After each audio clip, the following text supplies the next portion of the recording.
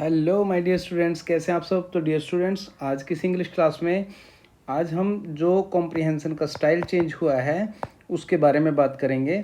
और style change होने के बाद जितने भी आपको ध्यान रखने हैं उन चीज़ों के बारे में डिस्कस करेंगे। तो डियर स्टूडेंट्स, अगर हम कॉम्प्रिहेंशन की बात करें तो कॉम्प्रिहेंशन हमारे पास एक ऐसा क्वेश्चन होता है जो कि हमारे स्कोर को बहुत ही ज़्यादा हेल्प करता है।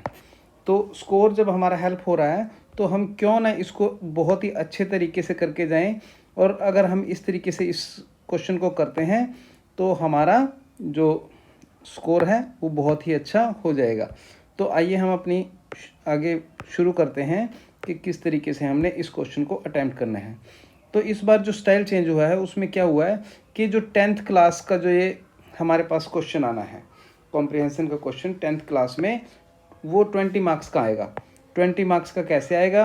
उस क्वेश्चन में 5 मार्क्स के जो 5 मार्क्स के हैं वो MCQs आने हैं फर्स्ट क्वेश्चन में, फर्स्ट जो पैसेज आएगा उसमें, और जो सेकंड पैसेज आएगा उसमें भी 5 मार्क्स के आने हैं। तो ओनली 10 मार्क्स के MCQs और 10 मार्क्स के शॉर्ट आंसर टाइप क्वेश्चन आपके पास आएंगे। 2 पैसेजेस होंगे इसमें और 20 मार्क्स का आपका कॉम्प्रिहेंशन का क्वेश्चन होगा 10th क्लास के लिए।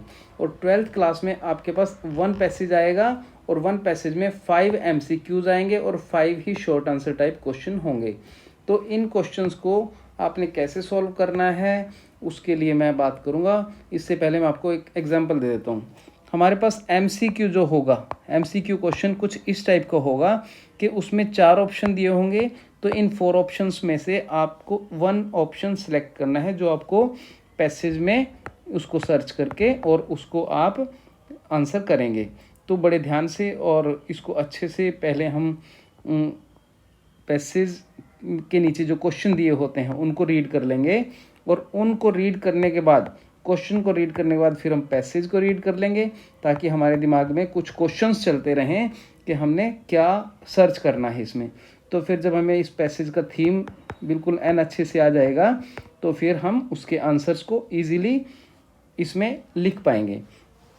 तो जो हमारे पास दूसरे क्वेश्चन आने हैं शॉर्ट आंसर टाइप क्वेश्चन, तो शॉर्ट आंसर टाइप क्वेश्चन में क्वेश्चन पूछा जाएगा और उसको सेंटेंस में आंसर लिखना होगा हमें। तो सेंटेंस में हमारे पास इस तरीके के 10th क्लास में 10 क्वेश्चंस आने हैं, 2 पैसेज में 5 क्वेश्चंस, और 12th क्लास में 5 क्वेश्चन आएंगे। तो डियर स्टूडेंट्स, ये आपका पैटर्न रहेगा। और जो स्टाइल चेंज हुआ है तो उसके बाद आप इसकी बहुत अच्छे से प्रैक्टिस करके जाएं, क्योंकि 20 मार्क्स और 10 मार्क्स कोई कम नहीं होते।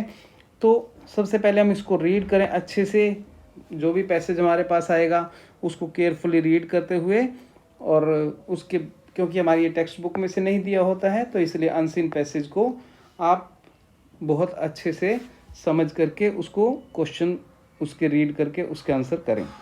तो ट्राई करें कि भी आप जो भी आंसर कर रहे हैं तो उसको अपनी लैंग्वेज में ही आंसर करने की कोशिश करें अगर आपको क्वेश्चन समझ में आता है।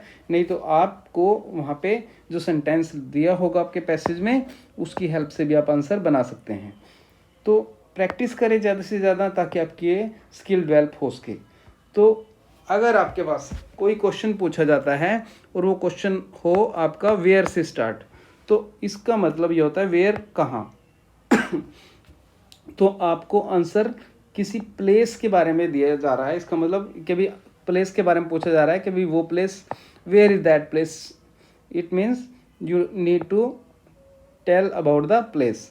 If question is asked about when means कब, तो you have to tell about the time, day, date, year, such type of answer you have to be given. Next question is asked about why. It means why you have to tell about the reason.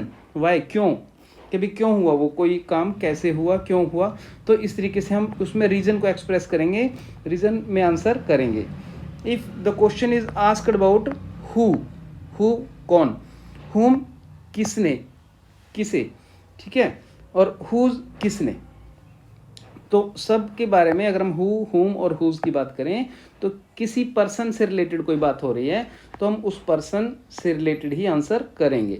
If question is asked about which, It means you need to give your answer about the selection. You have to select from some objects or some people. So which means कौन सा, तो कौन सा में हम select करेंगे भाई यहाँ कौन सा है. और dear students, if your answer is if your question is starts with primary verb, then you need to answer in yes or no. Is am are से आपका क्वेश्चन स्टार्ट हो रहा है तो आप आंसर यस या नो में कर सकते हैं, जैसे भी सुटेबल होगा. डू डज और डिड का आंसर, और वाज वर और हैज़ हैव हैड का भी, हैज़ हैव और हैड, इनका आंसर भी अगर इनसे क्वेश्चन स्टार्ट है तो हम आंसर यस या नो में करके और उसको आगे एक्सप्लेन कर सकते हैं. तो डियर स्टूडेंट्स, इस तरीके से ये बहुत ही इंपॉर्टेंट क्वेश्चन है. आप इस क्वेश्चन को बड़े ही ध्यान से करें ताकि आप full out of full marks ले सकें. और इसके बाद आप मेरे साथ बोर्ड एग्ज़ाम्स में लगे रहें. मैं और भी वीडियोस आके लेके आता रहूँगा. और चैनल को आप सब्सक्राइब करें, अपने फ्रेंड्स के साथ शेयर करें. Thank you so much.